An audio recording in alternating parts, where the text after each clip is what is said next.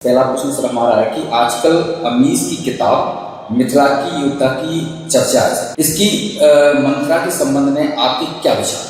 अमीश की पुस्तक मिथिला की योद्धा का भी कुछ ही दिन पूर्व मेरे द्वारा अध्ययन किया गया। सबसे पहले तो मैं ये बताना चाहूँगा कि अमीश के द्वारा ऐतिहासिक तथ्यों के साथ अत्यधिक छेड़खानी करके ये पुस्तक लिखी। यह ठीक है कि इसकी कल्पना मिथ के रूप में की गई है, लेकिन मिथ के लिए राम और हनुमान या सीता जैसे ही पात्रों का चयन क्यों किया गया? क्या किसी अन्य धर्म के पात्रों का चयन करके इस तरह की बात भारत में कहना संभव है? शायद नहीं। अगर हम पुस्तक के उसमें जाते हैं तो अमीश की जो मंथरा हैं वो अत्यंत अमीर नारी के रूप में वर्णित है।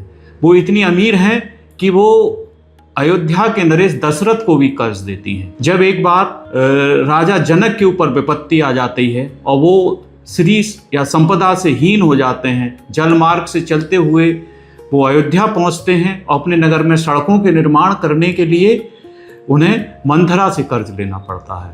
तो अमीश की जो मंथरा है वो निश्चित रूप से वाल्मीकि और तुलसी की मंथरा से कई मायनों में अलग है और इसका कोई ऐतिहासिक आधार यहाँ दिखाई हमें नहीं देता है। मंथरा जैसा कि इसके नाम में ही इसके अर्थ को छुपा रखा गया है, एक ऐसी युवती या नारी जिसके अंदर किसी विशेष गुण की कमी है, जिसकी बुद्धि मंद गति से चलती है। बाबा तुलसी लिखते हैं कि नाम मंथरा मंदमती चेरी के कई केर अजस पिटारी जानकर गई गिरामती फेर। अर्थात मंथरा कैकेयी की एक दासी है जो मंदमती है, लेकिन इसको सरस्वती ने अपयस की पिटारी बनाने का कार्य सौंपा है और यही कालांतर में अयोध्या के विभिन्न विघ्नों का कारण बनती है। लेकिन मंथरा की इसके साथ साथ एक खूबी भी है कि वह तत्समय के अयोध्या के सम्राट, ना केवल अयोध्या के बल्कि भारत के सम्राट राजा दशरथ को कैकेयी के द्वारा अपनी बात मनवाने के लिए प्रेरित कर देती।